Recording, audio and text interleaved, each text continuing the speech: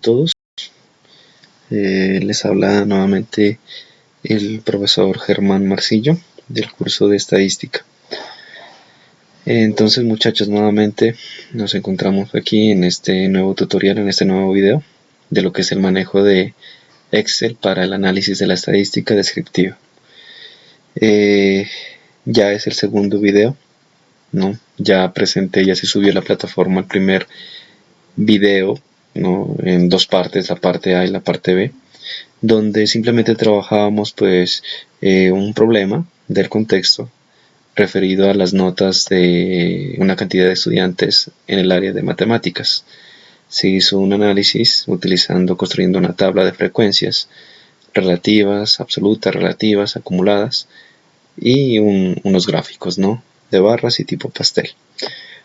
La idea ahora en este nuevo problema es construir inicialmente una tabla, ¿no?, con unos intervalos. ¿Por qué intervalos? Podemos ver aquí que ya no son, que son en este caso 30 datos. Estos datos, generalmente cuando uno va a hacer un experimento, uno va a hacer un análisis de una cierta variable. En este caso la variable del estudio son el peso de los estudiantes o de las personas en kilogramos.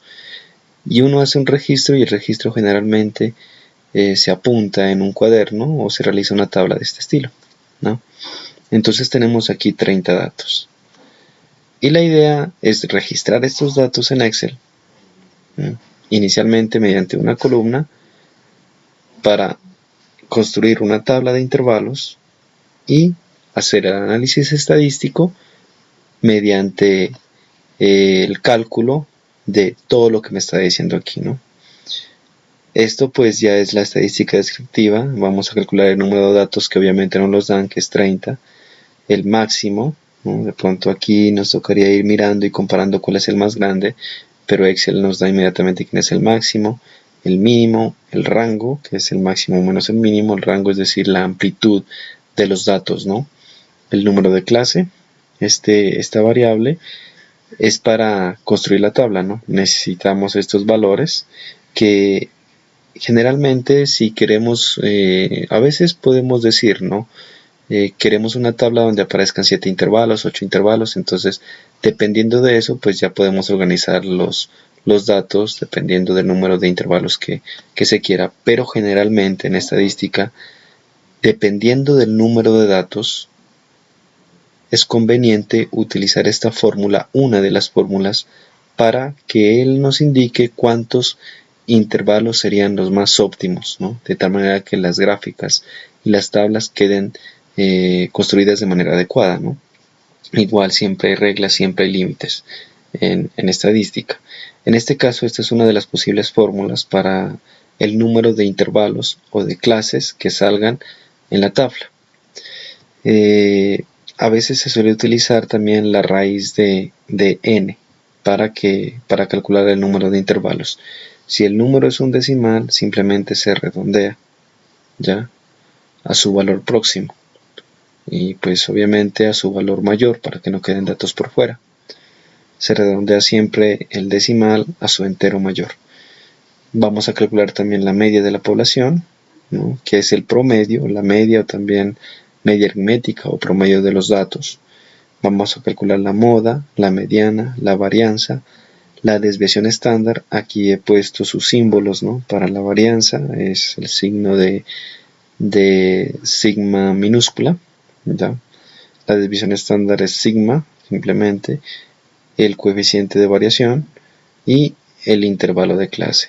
Para la tabla necesitamos estos dos datos, el intervalo de clase y necesitamos el número de clases, o sea, el número de intervalos, y este nos va a dar la longitud de cada intervalo, ¿no?, empezando por el dato mínimo y llegar siempre hasta el dato máximo. Esto para calcular frecuencias absolutas. Bueno, lo vamos a hacer de dos formas. Una es haciendo los cálculos para cada uno de estos utilizando Excel, y la otra es utilizando análisis estadístico inmediatamente, ¿no? Entonces, la que ustedes deseen, pero hay que tener en cuenta que para hacer las gráficas es necesario hacer estos cálculos, ¿ya? El diagrama de barras. Bueno, vamos a un documento de Excel donde yo ya he pasado los datos aquí en este libro 1, ¿no? Entonces yo he acomodado los datos mediante un identificador, simplemente numerando el peso. No está, digamos que no están ordenados los datos, están en desorden, ¿no? Así como están en el documento de Word, en ese mismo orden, los he pasado acá a la tabla, pero en una sola columna, ¿ya? Para poder hacer el análisis estadístico desde Excel y también el cálculo de estos datos, nuevamente número de datos, máximo, mínimo, rango, ya lo vamos a hacer desde acá también. Bueno, para colocar esto en negrilla, vamos acá en negrilla, listo, y vamos a ir calculando estos datos que están aquí. Bueno, ya sabemos que el número de datos registrados aquí, como la tabla lo indica y el documento anterior lo indicaba, es 30. Entonces, ¿cómo podemos hacer de tal manera que aquí me cuente los datos que están acá, ¿no? Aquí pues se pueden contar, ¿no? ¿Listo? Igual cuando vamos a hacer un experimento vamos a saber a cuántas personas le vamos a hacer el experimento. Pero llegado el caso en que nos den una tabla de datos supremamente grande, en que a veces da pereza contar muchos datos, ¿no? Y simplemente pues si ya los estamos pasando, los registramos acá en una tabla de Excel. Excel nos da esa, pues nos brinda esa posibilidad de calcular el número de datos. Entonces, con una fórmula, que es contar, ¿no? Entonces le damos igual y vamos a digitamos contar. Entonces dice cuenta el número de celdas de un rango que contiene números. Le damos clic, doble clic y seleccionamos. Ya con clic sostenido estamos seleccionando la primera columna donde están los datos, la primera casilla desde B4 hasta la casilla B33. Listo, se puede ver acá, están seleccionados y cerramos paréntesis o simplemente le damos enter. Bueno, volvemos acá y miren que aquí ya ha contado los datos con la función contar desde la casilla B4 hasta la casilla B33, que es donde están ubicados los datos, ¿no? ¿Listo? Muy bien, entonces ese es el número de datos que se lo simboliza con la letra N, ¿no? Ese es el símbolo del número de datos. N es igual a 30. De todos esos datos, ¿cuál será el más grande? A veces entonces hay que empezar uno con buena observación a mirar cuál es el dato más grande, pero a veces suele confundirse.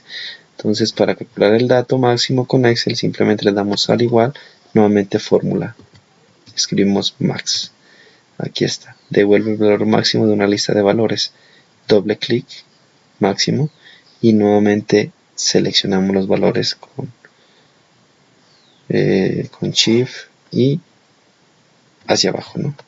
Entonces yo estoy teclando en el computador la letra Shift, o sea, la flechita hacia arriba, sostenido, y voy bajando para que no se corran los datos, ¿no? Voy bajando, seleccionado hasta el B33, cierro paréntesis y enter. Bueno, no aparece acá porque lo tengo el valor aquí, ¿no? Entonces el máximo de todos los datos es el más grande, es 80, el mínimo. Podemos hacer esto también para no seleccionar, ¿no? Los datos siempre están desde la casilla B4 hasta la casilla B33, eso siempre se va a repetir. Entonces podemos hacer esto, ¿no? B4 y B33, ¿no? Entonces aquí podemos poner el mínimo desde B4 hasta B33. Cierro. Enter. Entonces miren, si quiero selecciono, o si no simplemente como ya sé de dónde van los datos, entonces aquí lo que hice es escribir B4 hasta B33, enter, ya el mínimo, y el mínimo, el más pequeño de todos los valores es 54.1, el rango. Entonces, como está acá en la fórmula, el rango es el dato máximo menos el dato mínimo, es la diferencia. Entonces, al igual, el máximo menos el mínimo, y le damos enter. O sea que el rango es 25.9, ¿no? Vamos con el número de clase. Pero el número de clase, ya los dije, es el número de intervalos que van a salir para poder graficar y construir la tabla de datos. Entonces, el número de intervalos, o también llamado el número de clase, se calcula mediante esta fórmula. 2.5 multiplicado por el número de datos, que es n, elevado a la 0.25. Entonces me quedaría igual 2.5 por asterisco n. ¿Y quién es n? Entonces, para evitar algún problema de pronto de cálculo, abrimos paréntesis, le damos donde está el número de datos, que es 30, o sea, n, clic allí, sería la casilla H8, y la elevamos al cuadrado. En mi caso, para elevar al cuadrado, tiene que aparecer el símbolo, listo, tiene que aparecer este símbolo de la V al revés, listo. Tienen que buscar pues en el teclado en su teclado del computador, a veces es algere llave, ¿sí? Aparece ese símbolo que es elevado al cuadrado, entonces a la 2, y cerramos paréntesis y enter. Entonces, a ver, perdón, aquí tengo un error, no es a la 2, en la fórmula es 0.25. Entonces, si queremos modificar esta fórmula, podemos volver a digitar, o simplemente me voy desde acá, desde la barra, y aquí acomodo. No es 0.2, sino 0.25. Listo, y nuevamente enter. Listo, 5.8. Entonces, esto me diría que el número de clase, el número de intervalos que van a aparecer, vamos a redondearlo a 6 intervalos, ¿no? Eso se redondea entonces a 6, y lo escribo aquí al ladito. Muy bien. Media. Vamos a calcular ahora, ya, estas de aquí ya son las medidas de tendencia central, ¿no? Estas tres de aquí son las medidas de tendencia central. Ya, estas de acá son medidas de dispersión, ¿no? Son medidas de dispersión. O sea, las medidas de tendencia central, la media en este caso es el promedio aritmético, ¿ya? Y la moda pues es el dato que más se repite, y la mediana no es más que el dato medio de los datos, ¿no? El central. Hay que diferenciar de mediana y media, ¿no? Media, también conocida como media aritmética, o promedio también se llama. La moda es el dato que más se repite, y la mediana es el centro de los datos, ¿no? Ya, si es que los hay, si no se hace una aproximación. Y la varianza, desviación estándar y coeficiente de variación son las medidas de dispersión estadística, o sea, son los datos que me dicen qué tan alejados están de la media o del promedio, ¿no? Qué tan alejados están del promedio. Entonces, pues ya en un problema más adelante del contexto veremos bien, y igualmente en clase les explicaré cuál es el objetivo de la varianza y de la desviación estándar y del coeficiente de variación, ¿no? Entonces vamos a calcular el promedio o la media aritmética de la población. Entonces simplemente buscamos o digitamos prom, aquí aparece promedio, devuelve el promedio o media aritmética de los argumentos, pueden ser números, nombres, listo, pueden ser cantidades numéricas, cuantitativas o cualitativas también. Entonces el promedio desde B4 hasta B33, ¿no? Podemos escribir 2 puntos B33 y enter. Entonces el promedio de estos datos, o sea, el promedio del peso de la población en estudio, el promedio de peso de los 30 de las 30 personas es 62.85, ¿no? O sea que es una variable en que todas las estaturas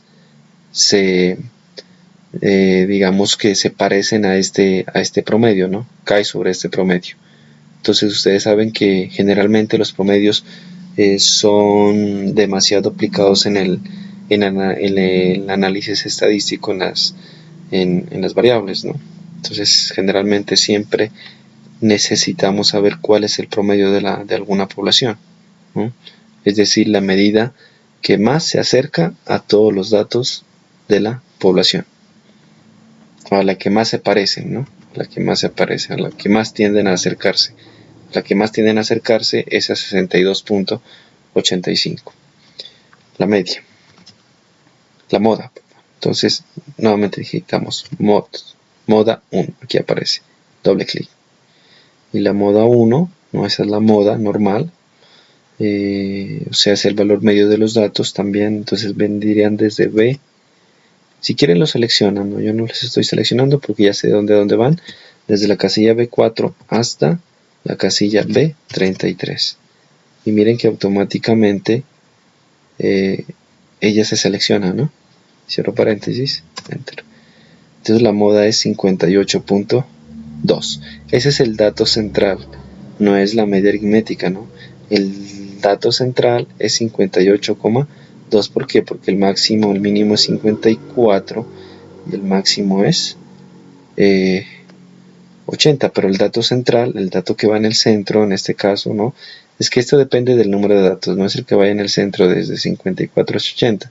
Pues el dato que va en el centro desde 54 hasta 80 sería más o menos como 65, algo así, ¿no?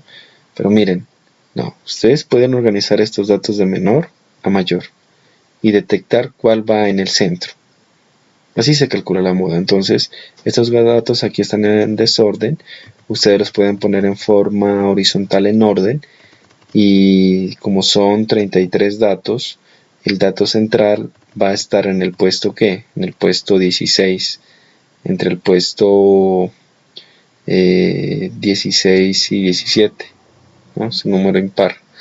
Si es un número impar, entonces va a estar ¿en qué puesto estaría? Son 30 datos, es un número par, entonces estaría entre el 15 y el 16, entre la mitad de los dos, ¿no? Entonces ese dato apunta exactamente al 54. Esa es la moda. La mediana. Perdón, me estoy equivocando.